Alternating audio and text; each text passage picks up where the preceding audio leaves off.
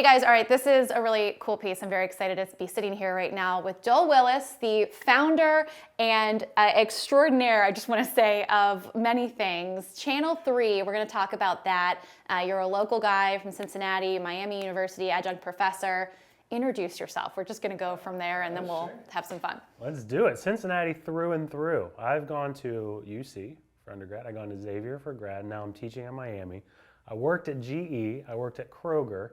Just like all of the Cincinnati things. You're a Cincinnati man. Huge Reds fan, huge Bengals fan. So it's so cool to see a pro esports team here in Cincinnati. It's the greatest thing. Thank you. We're loving it, and we're loving the support. You were just saying, you're trying to get the word out about everyone and everything, and obviously we love that love for the Fear. But we want to talk about you as well, and what you're involved in, and your history in gaming, and why you love it, and all that good stuff. So. Sure. I'll have you start wherever you want. Let's start at the beginning. So I had my first career was in IT and data science and all of these boring things. No, I'm just kidding, but kind of boring. And then I was like, I need to do something more creatively fulfilling. So I started a brand for dads called The Dad. Love it. So any parents out there, they may have heard it, may have seen it. I also wrote for Scary Mommy for a while. And we also created a sub-brand for gaming called The Dad Gaming. Love that. It started as a way of just me bonding with my kids. And I'm like, let's bring this to the broader dad community. And it caught on, and it was so cool. Just people, squatting up and laughing and having a good time and meeting people they otherwise never would have met in real life and forming these lifelong friendships. And from that point, I was hooked on all of every aspect of gaming. Gaming gets a bad rap for not being so social. I think it's the most social form of entertainment. 100%. And from there, I was just completely hooked. Would you do these, would you play like virtually and also in person? How did all that work? Our timing was pretty nice because of the pandemic, which was unfortunate. But for us, we had just started the Dad Gaming right before the pandemic hit. So people were craving, that interaction with other people. So we were hosting virtual private lobby Fortnite matches and Mario Kart leagues and Rocket League tournaments every Tuesday. And we were in the right place at the right time. And so it was mostly virtual at that time. Yeah. Well, and like you said, that totally grabbed people. I remember playing games with friends, in different cities and states and all of that, and having fun, and just before you know it, 4 hours is gone, but you had like the best time. Yeah. So perfect timing for that. That's right. Yeah. And then did you go from there into Channel 3 and talk about that and what is involved in all of that? Yeah, so I moved on from the Dad earlier this year, actually, and then I was deciding, what should I do next? Channel 3 is like a combination of my tech career, the social media expertise that I gained with the Dad, and then the gaming stuff, bringing it all together. With the Dad Gaming, when we ran those tournaments, we formed community. We used Facebook groups, and we had to have signups done through Google Forms, and we used like Challenge and Smash GG and Star GG, like all these different components. It was complicated and intimidating and confusing. We made it work, but as a tech guy, I'm like, it doesn't need to be this way. We didn't need to use Facebook groups for community building. You don't need to get your gaming community alongside of intense political arguments and things like that. No. So Channel 3 was born. Okay. It is the social network for gaming. It's got content, that interaction, memes and tweets and articles and news and all that stuff, and videos and clips and all that, mixed with events, challenges, quests, Mario Kart time trials or Super Smash competition, like all of that stuff. It brings both of those things together. Very cool.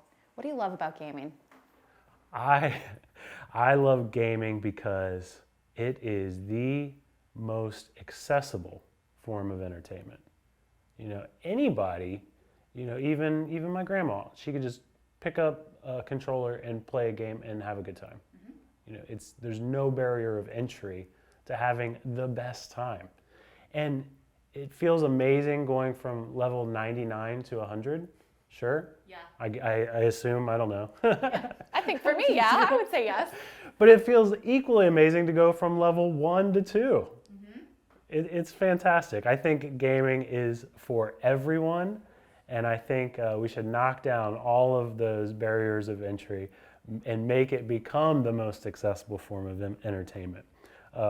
Esports competitions, the thrill of that is incredible. But gaming is unique because we can have that same level of competition, that same production quality and feeling for everyone, no matter your skill level. And I have to say, I played Super Smash Brothers earlier this summer with Tim, our director of esports, and I had an absolute blast. I had no idea what I was doing, but it was a fun time, and I felt like, I could understand a little bit more about, of course, what Steven and Emma do. And kind of speaking about Steven and Emma, they said the competitions that they go to, they are so welcoming. I've never seen a more welcoming community, and obviously it's competitive, and obviously you want to be the best of the best, but whether you're playing for big money or just for fun, I feel like from what I've seen, I could be very naive to this though, it's been a very welcoming and wonderful community. Amazing. I think in-person events very much lend themselves to that. I think sometimes you'll find in a virtual space that people are more toxic when they can, hide behind their screens or whatever. Oh yeah. We need to do something about that. I think the more we can make the spaces welcoming, like you talk about, the better for sure. But speaking of Emma and Doorstop, can I get them to teach me Super Smash so that I can beat my children in Super Smash? Because they're better than me, and it's like one of the only games. Look right into the camera. Doorstop, please help me, Emma. I'll even main Samus. It's fine. I love it. I'm sure they're willing to give some tips, some good tips and tricks. How can people? Obviously social media is the easiest way to do it, but how can they find Channel 3 and how they can get in touch with you and all of that? Oh, for sure. Yeah, channel3.gg. Just go to channel3.gg, log in, create an account if you don't have one. Check it out. It is very early on. Like imagine any social network in the first few months of existence. Yes. There are gonna be like bugs and issues. Growing pains. Yes, but I'm doing a lot of the development myself, and I'm here for the feedback. So lay it on me. We'll make this thing, the best place on the internet for gamers. Very nice. Talking about your work at Miami University. We were there recently. We saw their beautiful esports facility. I'm not kidding you guys when I say we walked around the corner and they were like, go to room, 123, whatever room it was, right? And I think it was in the student center. And we turned the corner and it was like, bam, in your face. You might be looking on your screen right now. The big M, the Red Hawks, the team was wearing their jerseys. They have two separate areas, like a lounge where they can just game and play and stuff, and then they have like a more professional setting where we did some of the interviews. It's beautiful there. The program they have is amazing. And the work you do, you probably have a bunch of those students in class with you, yeah? I do. I have some of those students, and then some non, gaming major students in there as well, which is fun. But yeah, Miami University, one of the first, academic esports programs in the country. Just really solid, really great program all around. I get to teach esports broadcasting, which is cool. Essentially Twitter streaming. It's like, what a time to be alive. I love that. I wish I could go back and talk to myself when I was like a little kid playing Super Mario 3 or whatever and tell myself as a child, like, someday people will stream video games on the internet. Yes. I'd be like, what is the internet?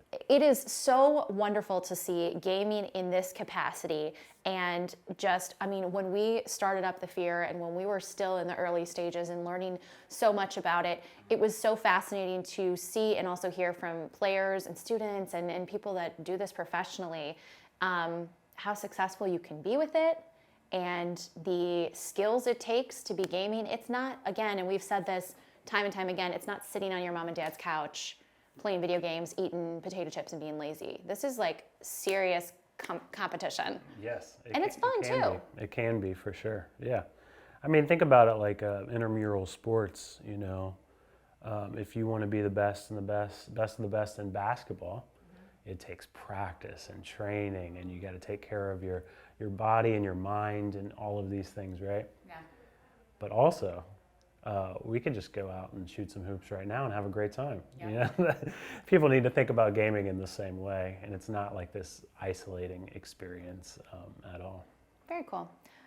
What does your class consist of? I mean, when students walk in on the first day, do they expect like, oh, we're going to be playing video games, like we can slack off and do whatever, or how does that all work? Great question. They have to do one stream per week. Nice. At least 1 hour, Okay. one stream per week. We build upon the skills. We start with fundamentals, and we add overlays and scene transitions and all of these things that you might have in a broadcast for esports, right?